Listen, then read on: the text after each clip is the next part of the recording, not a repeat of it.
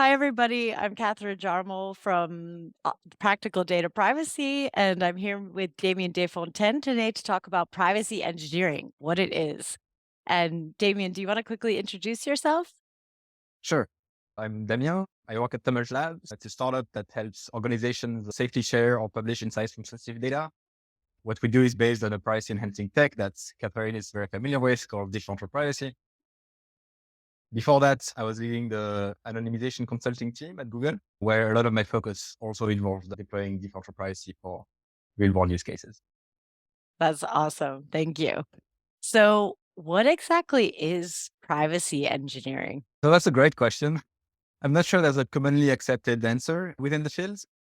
But if I had to propose one, I would say it's about ensuring that the technology that involves handling people's data is built and deployed in a way that deeply respects these users and their privacy. I'm probably misquoting them, but I think I remember when I was at Google, Leah Kistner, who's a true pioneer in the field, say that it was about avoiding bad surprises for people when they interact with technology. You know, that sort of EU feeling you get when you realize that your data was used in a way you weren't expecting, or not really deleted, even though you thought it was gone forever, or maybe you shared something more widely than you intended on social media. That's the kind of thing we're trying to prevent as privacy engineers. And the sort of the flip side of the equation is that we want to build respectful products that build trust with their users. We want organizations to be better stewards of people's information, and our job is to sort of push them in that direction. So we are here to help if that's something that sounds like you would like to do that.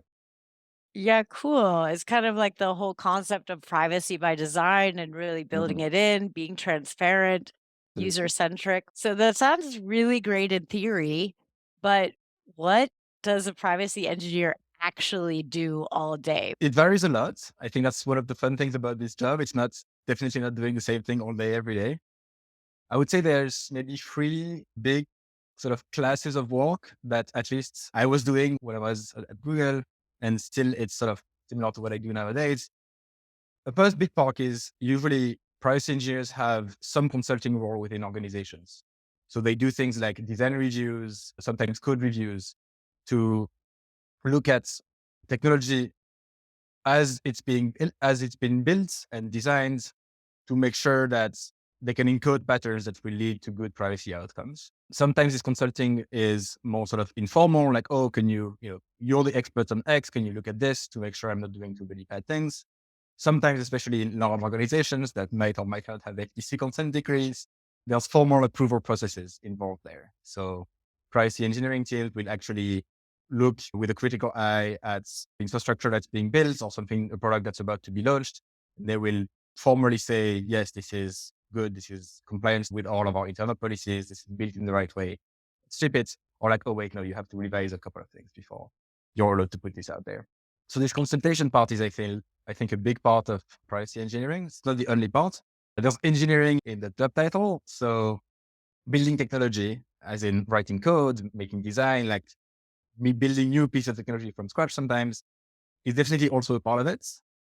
The way a lot of that happens for privacy engineers is they notice a pattern among people who need to solve a certain class of privacy related issues. And they think, oh, I could build a tool that sort of solves either partially or makes things better or even completely entirely solves a certain class of problems. Privacy engineers are at the perfect place to build such things because first they're engineers, so they have the skills to actually make technologies that works and that works great. Second, they're the ones who are most familiar with the problem that people are trying to solve, with the privacy pace that product teams are bumping into or users are surprised by. So that's a lot of what my team did at Google. We identified that people had lots and lots of trouble understanding what was good versus bad anonymization practice when you could and could not consider what was personal data. We wanted to push people towards safer methods like default for privacy. You can read Catherine's book to learn more. And as we told people to do certain things, we realized, no, it's not enough to tell people what to do. We need to actually make tools that make this much easier to use this technology. And so this is what we did. And this is what I still do all these years later, working on anonymization technology. I feel like you're one of the pioneers in the space of actually making usable privacy tools, which is essentially what we need for privacy engineering to grow. Yeah, we try hard. Often it's very hard because privacy is not a super mature field. The problems are not often very well defined. So making things that are both useful and usable is a big challenge. This is what I find very exciting about it. The last thing is part of my job also involves helping with policy making, as in internal policy making at least. I'm sure there's privacy engineers also in governments agencies, but I expect their role must be significantly different. So I can't speak too much for this. But what we did was interfacing with a lot of policy or legal folks to both help them understand what can or can't be done with technology, like bringing a better technical understanding of the privacy related questions to legal teams and policy folks is like super important so that they can make good decisions that are aligned with actually how the product and how the technology works behind the scenes. And we help them set internal policies that would then determine how this class of problems would be solved within a certain organization. I think that's the part of the job I found most exhausting because it involves talking to so many people. Things typically move significantly more slowly than when you're just hacking things and building some pieces of technology. But it's also a kind of work that really has long lasting impact because after many rounds of reviews, many discussions with many stakeholders, you end up with a document that says teams must do X, then everybody can refer to that document and know what to do, which removes a lot of complexity and a lot of uncertainty from the organization's processes, which is great for business. And at the same time, can have a really long lasting impact on the privacy posture of the entire organization. So I would say these are the three main axes. I wrote a blog post a few years ago to detail all of these things. And then I was writing these three things. And I was like, but wait, there's like at least 20, 35, 30% of my time that's not falls under these three things. So there's a whole bunch of other stuff that typically privacy engineers will do. Sometimes things go wrong, right? Somebody notices a very, very bad behavior of your product. Journalists take it and then run articles about how you're doing something super creepy. And so you're the local expert on understanding how the product actually works from a privacy perspective, as well as where can the mismatch come from between user expectations and the way things work. So you're here to assist the incident response, make sure we can communicate openly about it, and of course, fix the problem as fast and as thoughtfully as we can.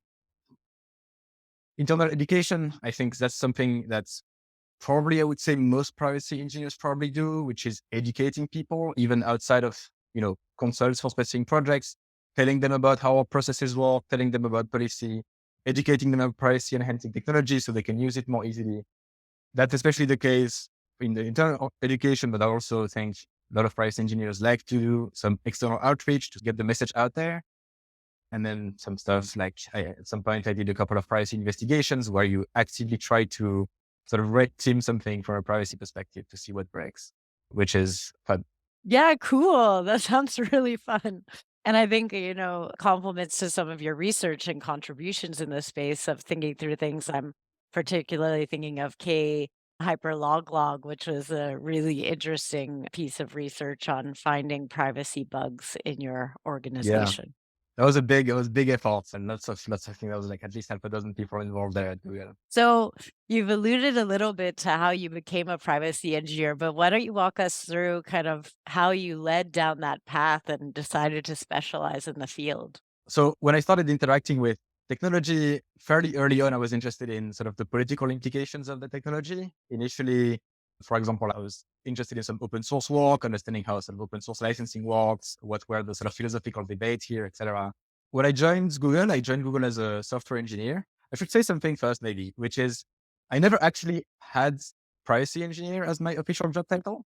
I was a software engineer at Google. I was hired as a software engineer and I stayed on that software engineering ladder for my entire time here. My business cards at the time, when I was at Google, they read Privacy Paladin because they let us choose our job titles. So I just did that for fun. And now I'm a scientist at Tumult Labs. But a lot of like what I do, I think falls under the privacy engineering umbrella. And I think that's very common among people who do privacy engineering. I joined Google as a software engineer, like a generalist, fresh out of university software engineer. And sort of randomly, I joined a team building privacy infrastructure. So they were working on tools to map and understand data flows or retention practices at scale, making sure that the data that was deleted was actually deleted. That sounded interesting to me. And there was part of me who wanted to see what was happening behind the scenes, because at the time, I think it was 2014, Google was taking a lot of heat in the press for like privacy practices. So I was like, oh, I wonder sort of what's happening behind the curtain. So this is like one of the reasons why I wanted to join that team. And then it turned out to be like super interesting, both from a technological perspective. The tech they were building was super impressive, and I was like really happy to contribute to that, as well as it's engineering that sort of has a positive impact, like a meaning to my work that I really enjoyed. That work, though, on privacy infrastructure for me was really mostly software engineering, especially as a junior engineer. But the topic interested me. So what I did was I joined a privacy consulting team. I explained the privacy consulting thing earlier. So at Google, privacy consulting teams often have, or at least at the time, they had some people working full time in them, but then there was a lot of people doing this as we call them 20% volunteers. So like one fifth of my time, 1 day per week, I would look at products that were about to be launched or things that were in design. And I would look through, like, does this look good? Am I detecting any issues? So I would do that privacy consulting job, which I found really fun and very different from just building software. One thing that I learned there, which I think I really enjoyed, and I think this is why I kept in the fields, is there's so many different things that go into improving the privacy posture of products, right? It goes all the way from, like, let's say user interface design. Like, what text do you put there to explain what happens with this feature? Like, which thing has a confirmation step? Like, I remember a product that we're looking at, when you upload an image, there was like no confirmation step. And then it was really hard to delete that picture from the shared thing. Once you uploaded that picture, if you choose the wrong picture from your phone and misclicked, your thumb is a bit too big, and then you click on the wrong picture, something happens immediately. Your colleagues can see this in real time, and then going back and deleting it is like much harder than it really should. So this kind of stuff is like, it's not really about how things work behind the scenes. It's really about how you design the interface of the product, which was the very first time I thought about anything related to this. There is deep backend stuff, like deletion at scale is really hard, much, much harder than anybody realizes. Most people realize, at least the people who have not bumped into that problem head first. Anonymization is hard. This is what I focus later on.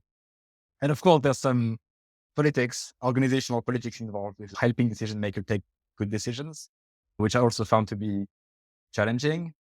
Yeah, sometimes the good kind of challenging. So that was, I guess, my first foray into, I think, privacy engineering, as opposed to simply building software that happens to be related to privacy. And then I switched to doing anonymization because both the topic interested me and there was some fun math there. So from a technical perspective, that was exciting. And I really saw that there was a big gap between what people were doing in industry, what people were doing in academia. I wanted to sort of understand where the gap came from and try and bridge it. I did a PhD related to these topics, and this is sort of what got me into differential privacy. So I saw there was a really big area to address here, and that area was down my alley because I like math and stuff. So this is, I became focusing on that for the past, yes, 7 years or something. I love that you kind of got a glimpse of it right out of school, and then you decided, "Hey, this is interesting enough. I enjoy this enough that I'm gonna specialize in it." You essentially were doing work at Google while also doing your PhD, is that That's right. correct? Yeah. I tried to find out the people at Google that did that and couldn't at the time. I found myself very lucky to be both wanting to work on a topic that was really what was lost to be done on both sides, both in industry and in academia, in a way that could be sort of very aligned. And I was lucky also to have a fantastic, fantastic manager, Laura Harrier, and a good chain of hierarchy that sort of allowed me to actually make this happen. My advisor also took a risk because taking part-time PhD students who also work in the industry is sometimes not an easy decision to make for a PhD, like for professors. So my advisor, David Basin, I'm also really thankful that this could happen. Yeah. And it turned out to work fairly well because it turns out when you take sort of industry practices and academic sort of grounding, and there's a really big difference behind them, doing work that sort of tries to go some way brings that gap. You can't bridge the gap like this, not during the course of a PhD, but going in that direction was very useful for both sides. It was appreciated by the members of the academic community, and taking more formal approach to things matched Google's desire to, do things in a more formalized and streamlined way across the board. So that worked pretty well. Awesome. And now you're leading some things at Tumult. Do you wanna tell folks Yeah, just for really sure. quickly what's Tumult's So vision? at Tumult, I see so the mission we have is to help organizations share or publish really valuable insights from super sensitive personal data in a way that really respects the privacy of the people in that data. So we work with organizations like the US Census Bureau or the IRS or Wikimedia Foundation, or organizations that have lots of very valuable data, obviously, about great many people, and who have some kind of mandates, the US Census Bureau or the IRS because of governmental mandates, Wikimedia because they do have a commitment to transparency, and so they really want to sort of contribute to open data and so on. And so they want to share more of the data with the outside world, with researchers, with academics, demographers, and so on. And they also want to do this in a way that makes sure you can't take the statistics they publish and reconstruct the original data, which is a real risk that I think too few people realize can happen when you're releasing lots of statistical information about many people. So our job is to help with that. And the approach is based on differential privacy, which is sort of the gold standard in academia. And now it's sort of like also being more and more deployed in industry to solve this kind of problem, to release useful insights from very sensitive data while having very strong protections for individual data. So we do this using a combination of building and maintaining the best-in-class open source differential privacy platform called Tumult Analytics. Lots of my day-to-day job involves trying how to make it more usable, more user-friendly, more feature-rich, solving people's real problems, making the documentation really nice so that even if you're not an expert, you can go through the tutorials, follow, topic guides, and really get a grasp on how to use this, even if you're not familiar with the math. And we also provide sort of professional services like explaining privacy and utility trade-offs, helping people optimize parameters, helping people track their privacy risk over time, this sort of thing. If you have a kind of use case for you want to share data, or maybe you are already sharing data either with the world or with third parties in a way that doesn't make you quite comfortable because this data may be a little sensitive and you're not quite sure what leaks there. Yeah. Send me a ping and we're happy to get your part. And I just love that your career kind of shows this privacy engineering thing of interested and concerned software or infra or data person, right? I think it can be whomever to I want to spend some of my time doing this to finding out how interesting and technical the problems are and how challenging and exciting it is to hey, guess what? I'm going to study this and I'm going to contribute back to the field. I'm going to contribute back to the industry as well. And then to now being, a member of a growing startup providing real privacy tools that everybody can use. And Tumult's library was amazing. It's in the book. It was so nice to use. It was the most user friendly differential privacy library I think I've ever seen. Where it's like, I could just use this the normal way I would use Spark, and it makes sense to me. So kudos to the continuous work and improvements there. That's fantastic to hear. I have a question. Can we put Yeah. that quote on the website? Because I really like it. I could use Yes, that. yes. Absolutely.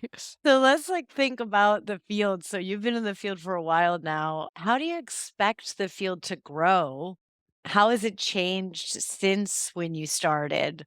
And kind of, I know that we're not future seers, but what do you expect will change in the coming years in the field of privacy engineering? I think the privacy engineering field will mature in many different ways. The one way that is sort of fairly obvious, given what we've discussed so far, and I'm personally involved in, is we are moving towards having more mature tooling and pieces of infrastructure that solve certain kinds of problems. And hopefully, this can happen widely in the open source space and sort of get people aligned onto what kind of tool solves this kind of problem, and then have these be of more widespread use. I think as the tools get better, as there's more investment pouring into making things better and solving real world business problems with these tools, then they will sort of become more standards. Similarly, I think we're going to move towards having better established best practices Like I was in the privacy program, part of the privacy program at Google for long enough to notice the evolution of internal best practices over the years. And as you get more and more people, as you accumulate more and more experience, you end up having a clearer and clearer view about like what patterns works, what patterns don't work so much. What is the right thing to do in situations A, B, C, and so on. So I think this kind of increase in maturity of best practices is going to happen both at the level of each organization, but also at the level of the wider fields, right? As people meet in conferences or over social media to discuss what they do, to exchange best practices and sort of experiences from the fields, then this will grow into this is growing into a body of more established guidelines, and these sort of will probably be encoded or are in the process of being encoded in standards or legislation. I think, books like the one you've read are definitely going in that direction, right? Taking lessons learned from many different people to solve many different use cases, solving sort of problems that are all sort of related to each other, and then telling people like, hey, if you have problem that's sort of shaped like this, you may consider an approach that's sort of shaped like that to solve it. And by encoding this information in books, conferences, trainings, conference talks, blog posts, and so on, we get into a place where we have a common understanding of how to do our jobs as best we can. I think as best practices mature, a natural consequence of this is going to be there might be some like more well-established auditing practices and sort of consulting practices. If you look at the big tech companies who got FTC consent decrees that involved having a approval process for every launch, there's more than a few tech companies that are under this. And as far as I know, everyone sort of did that approval process slightly differently because they sort of made it up as they interpreted what the regulator was telling them. This was sort of like ad hoc in a lot of ways. I expect that as the field grows, these kind of practices also become more aligned and more standards. Accompanying this, I think we're going to see the development of more formal education paths, right? There's a privacy engineering master's degree at CMU, which is producing a whole bunch of new graduates with a solid footing in the field of privacy engineering from the start, which is really exciting. I expect more such things to grow because there's clearly demand in the industry for people who are privacy engineering experts and very, very little currently formal education paths to get there. So that's going to probably grow. I'm expecting the offer will at some point start meeting the demands. And I'm also seeing this even in like education paths that are not specifically about privacy engineering. Among the software engineers we're interviewing at Tumult, like we see more and more people, they've heard of differential privacy, or they've heard about like homomorphic encryption in class because they took like a security module and that involves some notions of privacy engineering. That's new. I don't think that was a thing 5 years ago. So that's exciting. If I had to summarize into like a single thing, I would say look at the information security field and how it's grown over the past decade. 20, 30 years ago, it was a very small group of people who were really passionate about security and doing like all sorts of crazy hacks and trying to develop, like understand how they could like best secure software and help organizations not get hacked.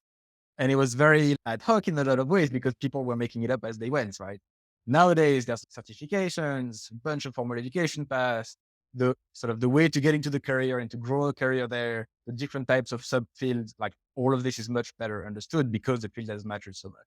And of course, like tons and tons of regulations and standardizations and so on has happened. I think privacy engineering is sort of maybe there 20 years ago or maybe 30 years ago from where security engineering was at that time. So it would probably, if I had to guess, I would say you're probably going to take a similar trajectory.